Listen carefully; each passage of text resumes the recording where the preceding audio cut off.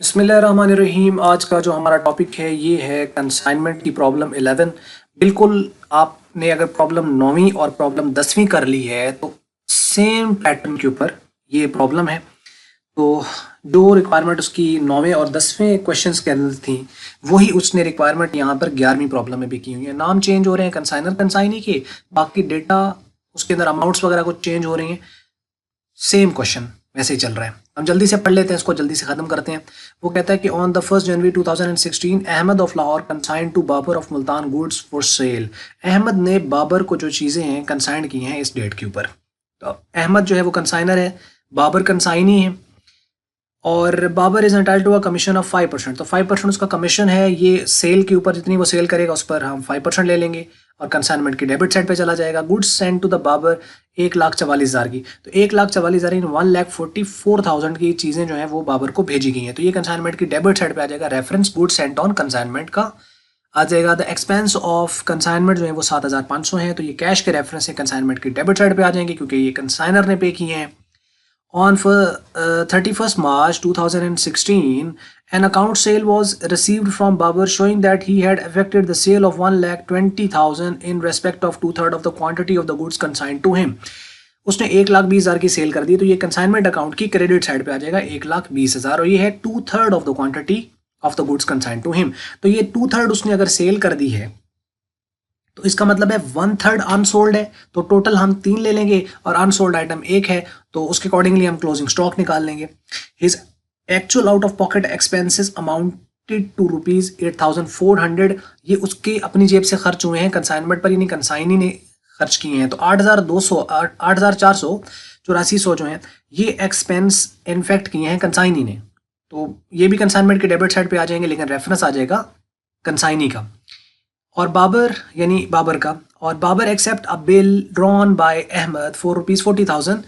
ये उसने bill draw किया हुआ है, तो bill receivable account to Babar account entry होती है, तो इसका कंसाइनमेंट पे तो कोई फर्क नहीं पड़ेगा, लेकिन बाबर अकाउंट की ये लिखा जाएगा क्रेडिट साइड पर 40,000 बिल रिसीवेबल के अकॉर्डिंगली, यानी कि बिल रिसीवेबल का रेफरेंस आ जाएगा यहाँ पर। और उसके बाद कहता है and remitted the balance due from him in cash. उसने जो बाकी बैलेंस बचा था वो उसने कैश में सेंड कर दिया है, यानी कैश आया है। तो जहां पे हम पहले बैंक लिखते थे अब हम कैश लिख देंगे। रिक्वायरमेंट है prepare the necessary accounts in the books of Ahmad. Ahmad की बुक्स के अंदर आपने नेसेसरी अकाउंट्स बनाने हैं। अब आइए सोल्यूशन को देखते हैं। तो सबसे पहले कंसाइनमेंट अकाउंट जो कि in the books of Ahmad यानी कंसाइनर, कंसाइनमेंट अकाउंट आ जाएगा। Date reference amount, date reference amount है। डेट इसके साथ जो दी हुई है आप इनको चाहें तो यहाँ पर लिख सकते हैं क्योंकि ये यहाँ पर इनसिग्निफिकेंट आइटम है, तो इसको हम इग्नोर भी कर सकते हैं।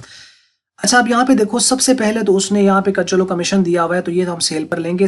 ये है वो कॉस्ट जो उसने सेंड की हुई है, तो 1,44,000 जो है ये गुड सेंट ऑन कंसाइनमेंट के रेफरेंस से ये आ जाएगा 1,44,000 या 144,000। तो ये उसकी good Saint on consignment account के रेफरेंस से ये रकम लिख दी। उसके बाद उसके जो एक्सपेंस हुए हैं 7,500 के, वो कैश के रेफरेंस से आ जाएंगे। कैश अकाउंट यानी एक्सपेंस है 7,500 के 7,500। और उसके बाद उसने सेल कर दी है 1,20,000 की, तो क्रेडिट साइड पे आ जाएगा बाबर अकाउंट सेल्स 1,20,000। इस 1,20,000 का हम ले लेंगे 5% जो कि उसका कमीशन है, तो 1,20,000 का 5% लेंगे तो वो बनेगा 6,000। इस 6,000 को हम लिख देंगे यहाँ पर, यानी बाबर अकाउंट जो है कमीशन है। और उसके आउट ऑफ पॉकेट एक्सपेंसेस जो हुए हैं 8,400 रुपए के हुए हैं, ये हम लिख देंगे यहाँ पर बाबर अकाउंट जो कि उसके 8,400 है। तो सीक्वेंस में कोई नहीं है, आप बाबर ये कमीशन आप पहले लिख देंगे, इसको बाद में लिख दें, कोई फर्क नहीं है, सच पड़ेगा। तो ये हमने यहाँ पर लिख देने हैं, ये क्लियर होगी। तो उसके बाद बच जाता है क्लोजिंग स्टॉक, क्योंकि 2/3 अगर क्वांटिटी सेल हुई है तो 1/3 अभी भी अनसोल्ड है। अभी हमें निकालना पड़ेगा क्लोजिंग स्टॉक। तो एंट्री तो आपको पता है कि उसका कंसाइनमेंट स्टॉक टू कंसाइनमेंट होता है, तो कंसाइनमेंट की क्रेडिट साइड पे आएगा। कंसाइनमेंट स्टॉक के रेफरेंस से ये रकम आ जाएगी 50,500। अब ये आई कैसे है सिर्फ इसको देखना है, बाकी तो हमें मालूम ही है क्योंकि ये तो उसका ओवरऑल वैसे प्रॉफिट निकल रहा है। तो इसमें देखें फार्मूला हमारे पास एक ही है जो हम यूजुअली यूज कर रहे हैं यहाँ पे, consignment stock is equal to total cost plus total direct expenses divide by total units multiply unsold. अब यहाँ पे देखें तो यहाँ पे टोटल यूनिट्स की जगह उसने रेशो दी हुई थी कि 2/3 बिक गए हैं, तो उससे हमें पता चला 1/3 जो है वो अनसोल्ड है। तो इसका मतलब जो नीचे आ रही है वो टोटल है, तो हम टोटल की जगह 3 लिख देंगे और अनसोल्ड कितना है 1, तो उसको हम 1 यहाँ पे लिख देंगे। तो इसको हम इस तरह करेंगे तो 50,500 आ जाएगा। दोनों को ऐड करके 3 पे डिवाइड करो, 1 से मल्टीप्लाई करो ना करो, 50,500 आ जाएगा। इसे हम कंसाइनमेंट अकाउंट की क्रेडिट साइड पे लिख देंगे 50,500। अब हम इसका टोटल कर लें तो 1,70,500, 1,70,500 में से ये रकमें माइनस कर देंगे 6,000, 8,400, 7,500 और 1,44,000। ये जब माइनस करेंगे तो क्रेडिट साइड ज़्यादा आ रही है, और कितने से ज़्यादा आ रही है 4,600 से। तो ये हमारा क्रेडिट बैलेंस है जो कि हम डेबिट साइड पे लिख रहे हैं, क्योंकि बैलेंस कैरी डाउन यानी लोअर साइड पे लिखा जाता है ताकि दोनों साइडें इक्वल हो जाएं। तो ये 4,600 जो है ये प्रॉफिट ऑन कंसाइनमेंट है। यहाँ तक हमारा ये कंप्लीट हो जाता है। यहाँ पे वर्किंग आपको समझ लगी। नीचे 2 अकाउंट्स हैं, गुड्स सेंट ऑन कंसाइनमेंट और कंसाइनी यानी कि बाबर अकाउंट। तो goods Saint on consignment account का सिंपल है, इस तरफ कंसाइनमेंट का रेफरेंस आता है और डेबिट साइड पे ट्रेडिंग का रेफरेंस आता है, और रकम इसकी लिखी जाती है पहली एंट्री की जो कि वो चीज़ें सेंड करता है 1,44,000 की। ये आगे दोनों साइडें इक्वल, इसका नील बैलेंस है यानी अकाउंट क्लोज हो गया। तो जो अकाउंट क्लोज हो जाता है उसका बैलेंस नील होता है, यानी उसकी डेबिट साइड क्रेडिट साइड दोनों ऑटोमेटिकली इक्वल होते हैं। तो अकाउंट क्लोज हो जाता है। ये टेम्परेरी अकाउंट था, ओपन किया था इसको जब चीज़ें सेंड की थी और क्लोज हो गया ये जाके अल्टीमेटली ट्रेडिंग अकाउंट के अंदर, और यहाँ पे इसका बैलेंस नील हो जाता है। उसके बाद है जी बाबर अकाउंट।